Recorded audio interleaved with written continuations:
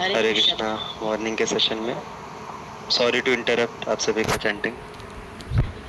It was very inspiring to see all of you chanting so nicely, so sincerely. तो आज हम भगवत गीता के 5वें अध्याय के 14वें श्लोक को समझने का प्रयास करेंगे साथ में मिलके. स्टार्ट करने से पहले will pray for the blessings of lord and devotees. तो आप सभी हो सके तो मेरे साथ रिपीट बोल सकते हैं. ओम ज्ञानतिमिरान्धस्य ज्ञानाञ्जनशलाकया चक्षुरुन्मिलितं तस्मै श्रीगुरवे नमः. नमः ओम विष्णुपादाय कृष्णप्रेष्ठाय भक्तले श्रीमते मामयन्ति नामिने.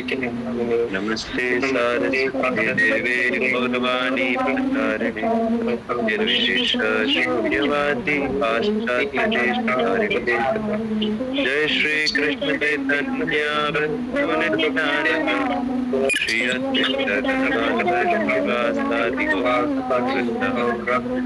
कृष्णा कृष्णा कृष्णा हरे हरे हरे राम राम राम. करोति वाचालं गायते गिरिं यत्कृपा तमां वन्दे श्रीगुरोति नतः.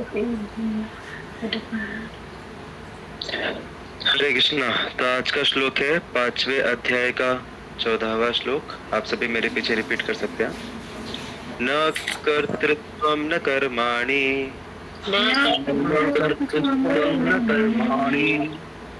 लोकस्य सृजति प्रभु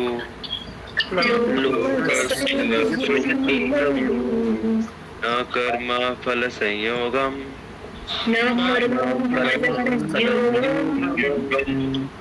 वस्तु प्रवर्तते.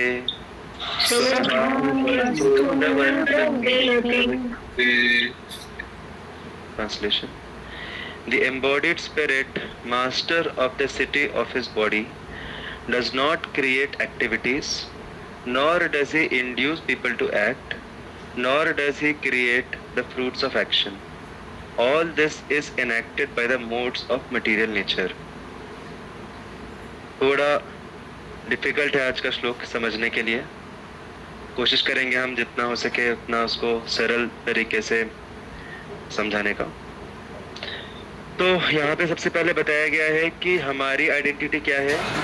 हमारी आइडेंटिटी है कि हम स्पिरिट हैं. लेकिन स्पिरिट दो प्रकार के होते हैं. एक होता है मुक्त स्पिरिट, मुक्त आत्मा, और दूसरी होती है बद्ध आत्मा. तो बद्ध आत्मा मतलब एम्बॉडीड, किनके द्वारा बांधा गया है आत्मा को, बॉडी के द्वारा. तो ये जो हमारा शरीर है इसने आत्मा को कवर करके रखा हुआ है. तो अभी आत्मा का इस शरीर के साथ क्या संबंध है उसको हमने पिछले वाले श्लोक में देखा था कि इस शरीर को एक सिटी के साथ कंपेयर किया गया है. सिटी को क्या बोलते हैं हिंदी में? शहर, नगर, नगर या शहर. शहर से कंपेयर किया गया है इस शरीर को, और हम उसके अंदर एक सिटीजन है. तो हमने पिछले बार डिस्कस किया था कि शहर में जो कुछ भी होता है वो सारी चीजें हमको अफेक्ट नहीं करती. बहुत कुछ होते रहता है शहर में, लेकिन सब कुछ हमें अफेक्ट नहीं करता.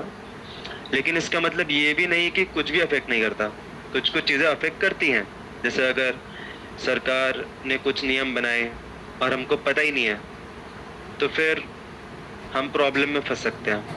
तो इसलिए हमें अवेयरनेस होना ज़रूरी है ओवरऑल, लेकिन हर एक डिटेल में घुसने की ज़रूरत नहीं है. अभी किसके घर पे कुछ हो रहा है, हमारे ही सिटी में किसी के घर में किसी ने एक दूसरे को तलाक दे दिया, तो वो उनका मैटर है. वो हमसे उसमें कुछ फ़र्क नहीं पड़ेगा, हमसे उसमें कुछ रिलेशन नहीं है. तो इसी प्रकार से जब गीता में भगवान इस शरीर को, और शरीर में मन भी आता है क्योंकि मन भी शरीर का पार्ट है, तो मन और शरीर में जो कुछ भी घटता है वो हर चीज़ आत्मा से संबंधित नहीं रहता, क्योंकि आत्मा अलग है शरीर और मन से. तो कई बार लोगों को ऐसा लगता है कि हम ये शरीर हैं, we are this body and we are this mind, and mind में जो भी ख्याल आते हैं, जो भी थॉट्स आते हैं, they feel that I am this thought, ये और ज़्यादा आइडेंटिफिकेशन रहता है। और कुछ लोग नहीं, ऑलमोस्ट सभी को लगता है कि आई एम दिस ओपिनियन, ये जो ओपिनियन है मैं ही ये ओपिनियन हूँ। और अगर किसी ने हमारे ओपिनियन को उड़ा दिया तो फिर हमको लगता है कि हमको उड़ा दिया। होता है, बहुत ज़्यादा होता है हम सभी के साथ। तो किसी ने अगर हमारे शरीर को कुछ तकलीफ दी तो कुछ हद तक हमें दर्द होता है, कुछ हद तक हमें हर्ट होता है, लेकिन उससे भी ज़्यादा हर्ट होता है जब हमारे ओपिनियंस को, हमारे थॉट्स को कोई अगर कुछ करता है तो, क्योंकि हमको लगता है कि हम ही ये थॉट्स हैं, हम ही ये ओपिनियंस हैं। लेकिन जो व्यक्ति समझता है भगवद गीता के ज्ञान को, वो समझता है कि मैं अलग हूँ, मेरे ओपिनियंस आ रहे हैं मेरे माइंड से, और वो जो माइंड है उसके अंदर ओपिनियंस कहाँ से आ रहे हैं? वो आ रहे हैं मेरे पूर्व अनुभवों से, प्रीवियस एक्सपीरियंसेस से, और मेरा अपब्रिंगिंग कैसा हुआ है, और मैंने लोगों में क्या एग्जाम्पल देखा है, मेरा वैल्यू सिस्टम क्या बिल्डअप हुआ है एजुकेशन के थ्रू। तो ये सारी चीज़ें माइंड में आके स्टोर होती हैं, और फिर इन सारे इनपुट्स के बेसिस पे फिर हमारे आउटपुट्स आते हैं, और वो आउटपुट्स क्या होते हैं?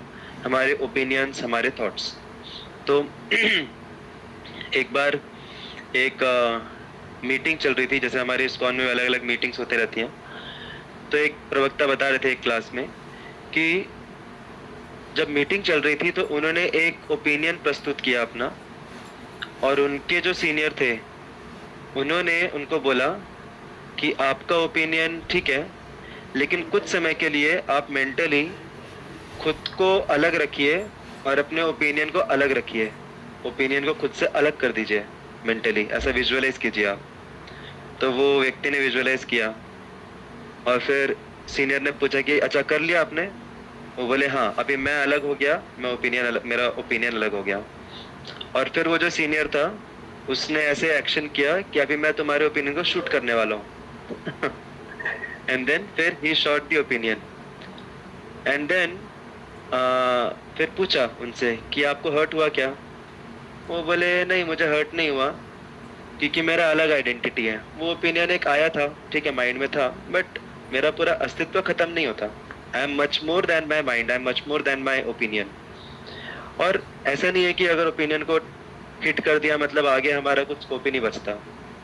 We are a very dynamic personality, हम सभी बहुत डायनेमिक हैं, और हमारा हमारे लाइफ में और हमारा जो कॉन्शियसनेस है उसमें हर समय चेंजेस होते रहते हैं, अपग्रेडेशन होते रहता है।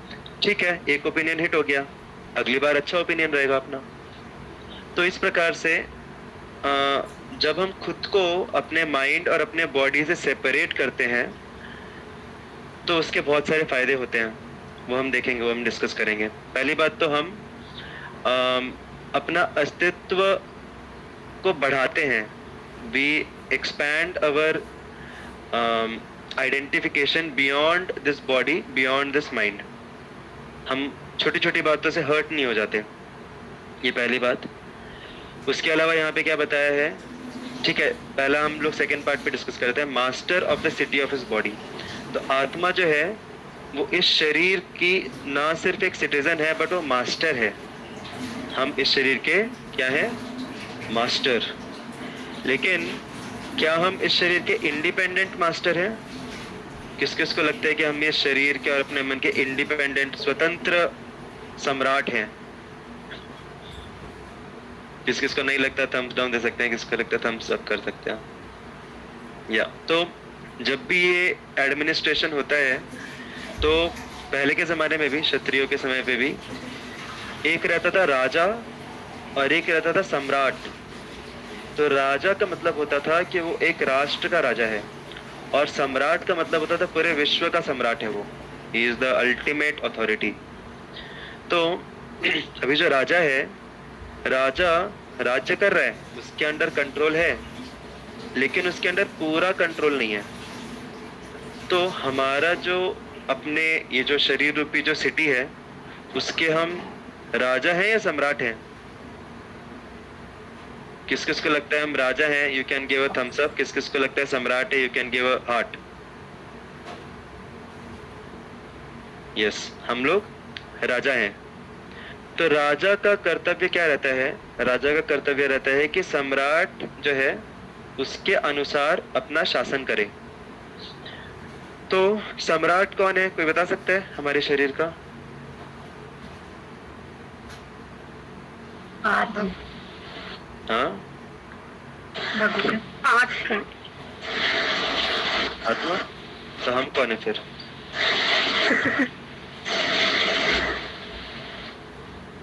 इंटेलिजेंस को मंत्री बोल सकते हैं हम एक प्रकार से। यस, तो इंटेलिजेंस जो है वो राजा के सबऑर्डिनेट में है। इंटेलिजेंस, माइंड, ये सब जो है, ये सब राजा के सबऑर्डिनेट होते हैं, मतलब आत्मा के सबऑर्डिनेट होते हैं। तो हमारे शरीर का जब हायरार्की बताया जाता है गीता में, तो मुझे वो श्लोक एग्जैक्टली याद नहीं आ रहा, सेकंड चैप्टर में है कि जड़ पदार्थ जो है, हमारी इंद्रिया और हमारा शरीर जो है, ग्रॉस बॉडी, उस Hare Krishna, there is someone admin acting as mata ji, you can mute. या तो जब हमारे शरीर का हायरार्की भगवान बताते हैं गीता में, तो सबसे निचले स्तर पे रहता है क्रॉस बॉडी, हमारी इंद्रियां। उसकी कंट्रोलर होता है, हमारी इंद्रियों का कंट्रोलर कौन रहता है? माइंड। माइंड का कंट्रोलर कौन रहता है? माइंड को इमीडिएटली कौन कंट्रोल करता है? मन। अरे क्या हो गया आज? माइंड और मन एक ही है ना? मन को कंट्रोल करता है बुद्धि, माइंड को कंट्रोल करता है इंटेलिजेंस। बुद्धि को कौन कंट्रोल करता है?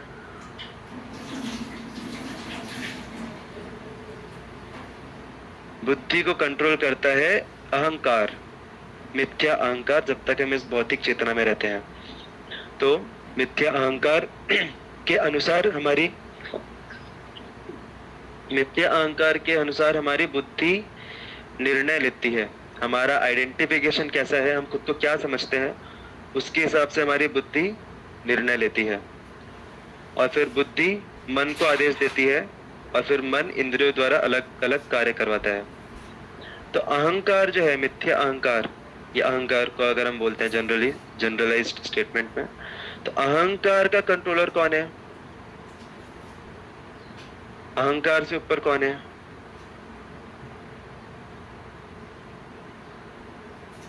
अहंकार से ऊपर है आत्मा। और फिर आत्मा से ऊपर कौन है?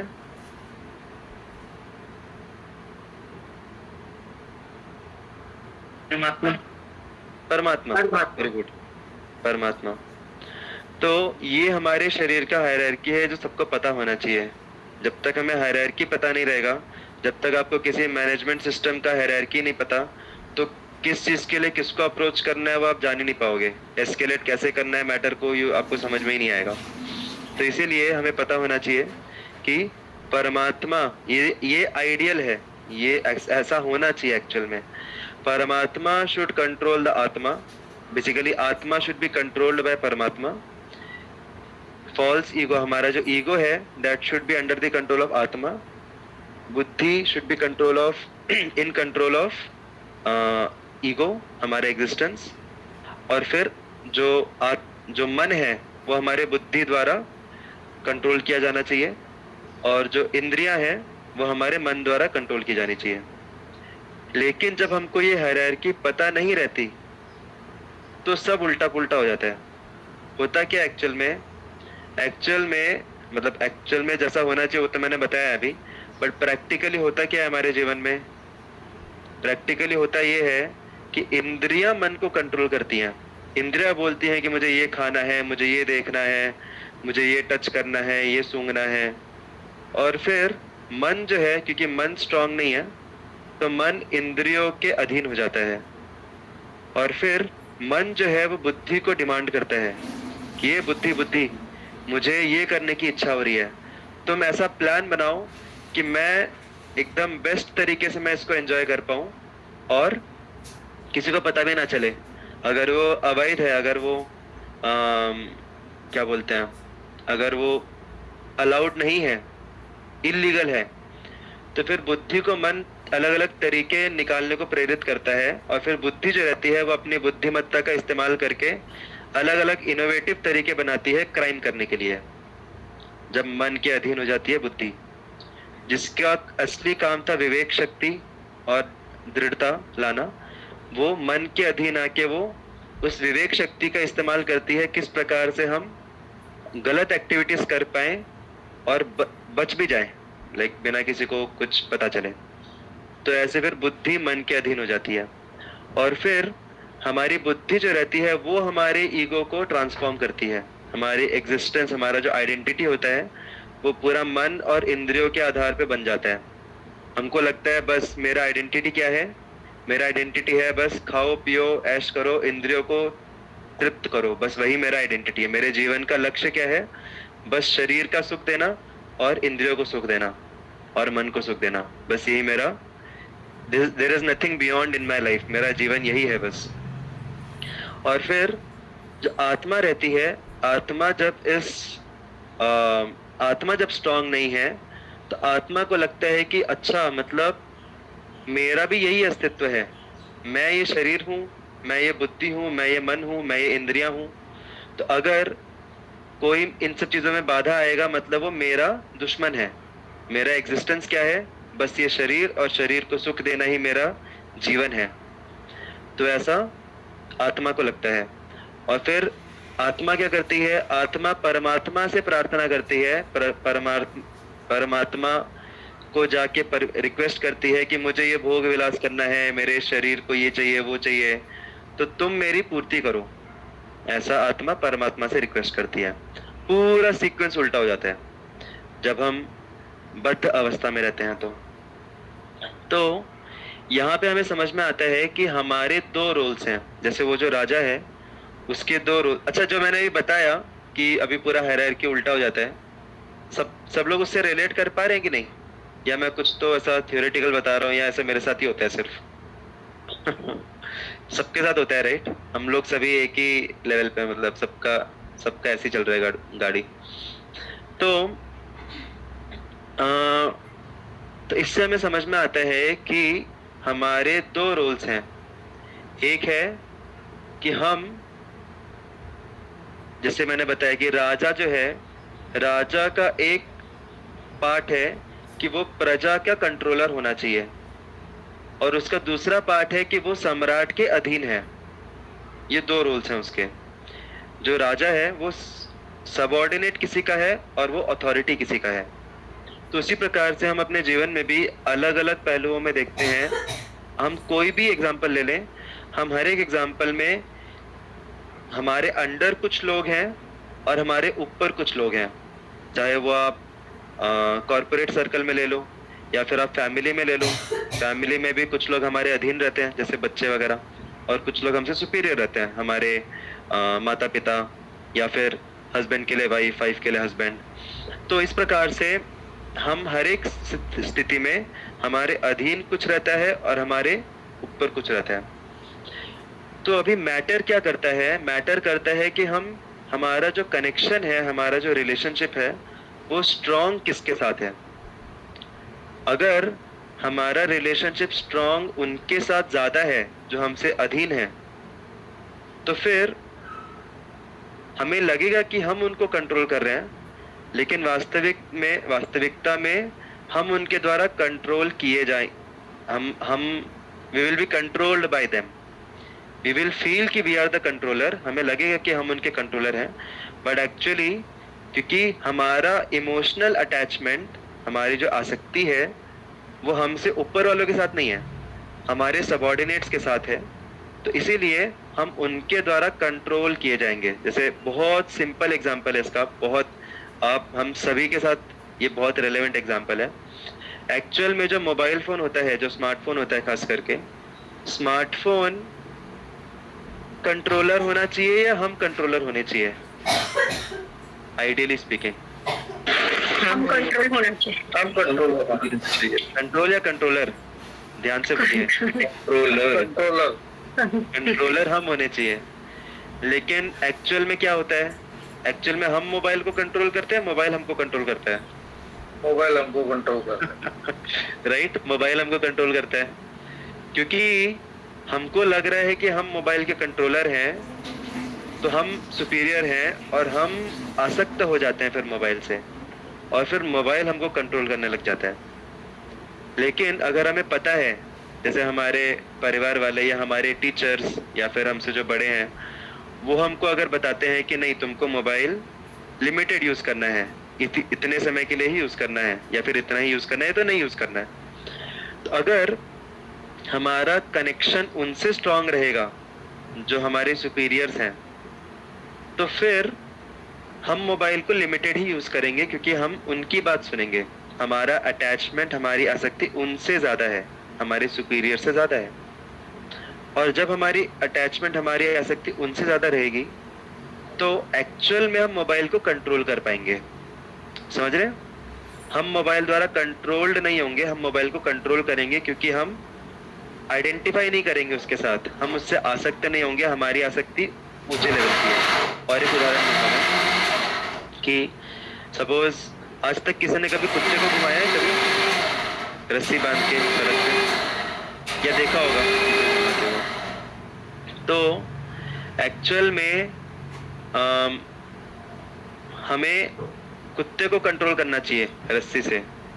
लेकिन अगर हम बहुत ज्यादा आसक्त हो जाते हैं उस कुत्ते की हर एक एक्टिविटीज, हर एक इच्छाओं से, तो फिर उल्टा हो जाता है। कुत्ता जहां जहां जाता है वहां वहां उसका मालिक भागता है पीछे पीछे उसके। राइट, ऐसा लगता है कि कुत्ता मालिक है और मालिक जो भी है कुत्ता मालिक को कंट्रोल कर रहा है, ऐसा लगता है। तो उसी प्रकार से एक्चुअल कंट्रोल हमारा होना चाहिए अपनी इंद्रियों के ऊपर, अपने मन के ऊपर, अपनी बुद्धि के ऊपर। लेकिन उसके लिए सबसे इम्पोर्टेंट चीज क्या है? उसके लिए इम्पोर्टेंट चीज है कि हमें हमसे ऊपर जो है उसके अधीन पहले होना पड़ेगा। जैसे जैसे स्मार्टफोन का एग्जांपल मैंने दिया कि जितना ज्यादा हम अपने से ऊपर वालों के अधीन होंगे, उतना ज्यादा हम कंट्रोल कर पाएंगे अपने एसेट्स को, और हम उनके द्वारा कंट्रोल नहीं होंगे। हमारी आसक्ति कहाँ है वो मैटर करती है। तो जैसे कि और एक उदाहरण दूंगा मैं, जैसे कि अभी उसी कुत्ते के एग्जांपल में अगर हम देखते हैं, तो जो व्यक्ति कुत्ते को घुमा रहे हैं, अगर उसका पर्पस क्लियर है कि मुझे इतने समय में मेरे मालिक ने बोला है कुत्ते को वापस लेके आना है, और वो मालिक को ज्यादा ओबीडियंट है, तो फिर वो कुत्ते के हर एक चीज के पीछे पीछे नहीं भागेगा। वो ठीक है, उसको नीडफुल करवाएगा, जो भी इधर उधर थोड़ा बहुत जाना है वो लेके जाएगा, लेकिन उसके माइंड में क्लियर है कि मैं सर्वेंट किसका हूँ? मैं सर्वेंट हूँ मालिक का, और मालिक के हिसाब से मुझे कुत्ते को लेके जाना है। तो वो ज्यादा अच्छे से कंट्रोल कर पाएगा कुत्ते को। लेकिन अगर वो खुद को ही स्वामी समझ लिया कि मैं ही मालिक हूँ इस कुत्ते का, और वो कुत्ते से आसक्त हो गया, तो एक्चुअल में वो कुत्ते द्वारा कंट्रोल किया जाएगा। तो ये हुआ दूसरा उदाहरण। उसी प्रकार से जब हम किसी भी हायरार्की में काम करते हैं, सपोज कोई व्यक्ति कंपनी में काम कर रहा है और उसको एसेट्स दिए गए हैं अलग अलग, कंप्यूटर दिया है, लैपटॉप दिया है, कार दी है, गाड़ी दी है, अलग अलग एसेट दिए कंपनी ने। तो वो कब तक एसेट्स उसके पास रहेंगे, कब तक उसको वो एसेट्स यूज करना अलाउ किया जाएगा? जब तक वो जॉब कर रहे हैं तब तक। करेक्ट। जब तक वो समझता है कि मैं इनका स्वामी नहीं हूँ, मेरा स्वामी है जो भी कंपनी मेरा स्वामी है, और उनके अधीनता में मैं एसेट्स को यूटिलाइज कर रहा हूँ उनकी सेवा में। तो जब तक ये क्लियर रहेगा, तब तक ना ही कंपनी उसको एसेट्स देगी, बल्कि उसको और ज्यादा एसेट्स देगी। कंपनी उसको देखेगी कि जिम्मेदार व्यक्ति है, तो उसको और ज्यादा वो एसेट्स देगी कंपनी, उसका कंट्रोल और ज्यादा बढ़ेगा। तो इस संसार का एक बहुत क्या बोलेंगे, आयरनी है। आयरनी को क्या बोलते हैं हिंदी में? विरोधाभास है कि जो व्यक्ति खुद को स्वामी समझता है, वो वास्तविक रूप में वो दास बन जाता है, और जो व्यक्ति जितना ज्यादा खुद को दास समझता है अपने से ऊपर वालों का, भगवान का अल्टीमेटली, वो उतना ज्यादा ही स्वामी बन जाता है। उल्टा है, जितना ज्यादा हम स्वामी बनने का प्रयास करेंगे, उतना ज्यादा हम दास बनते जाएंगे, और जितना ज्यादा हम दास बनने का प्रयास करेंगे उतने ज्यादा हम स्वामी बनते जाएंगे, कंट्रोल हमारा बढ़ेगा। कितना मतलब अजीब है दुनिया क्योंकि हमारा वास्तविक जो स्वरूप है वो दास का ही है, कि हम भगवान के दास हैं, और ये सारी चीजें हमें जो दी हैं वो भगवान ने दी हैं, वो हमारी नहीं है। तो जब हम भगवान के प्रति दासत्व को स्वीकार करेंगे तो भगवान और भर भर के देंगे हमें, क्योंकि उनको पता है कि ये सही तरीके से इस्तेमाल करेगा इसका। तो इसीलिए हमारे संस्कृत में, शास्त्रों में 2 प्रकार के शब्द यूज किए जाते हैं। एक होता है गोदास और दूसरा होता है गोस्वामी। तो गोदास, गो का अर्थ क्या होता है, किसी को पता है?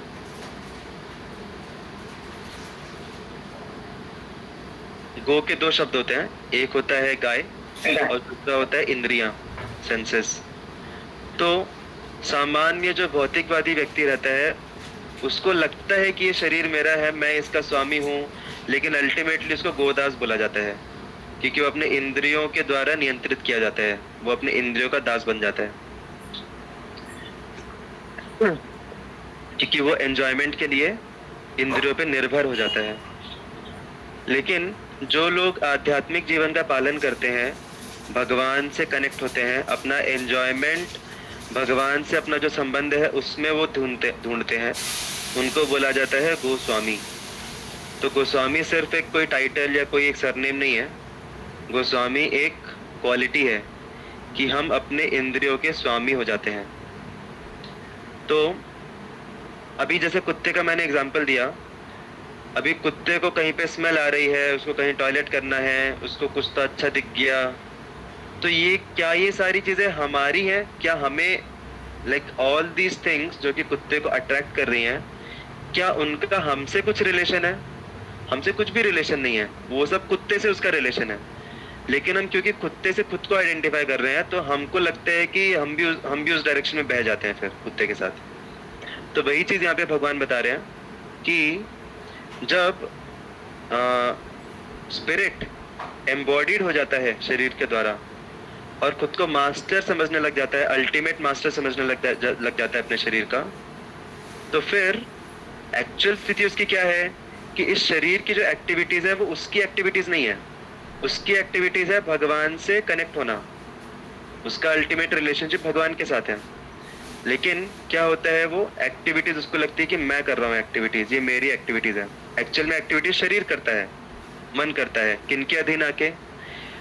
3 गुणों के प्रभाव से मन और शरीर अलग अलग प्रकार से एक्टिविटीज करता है।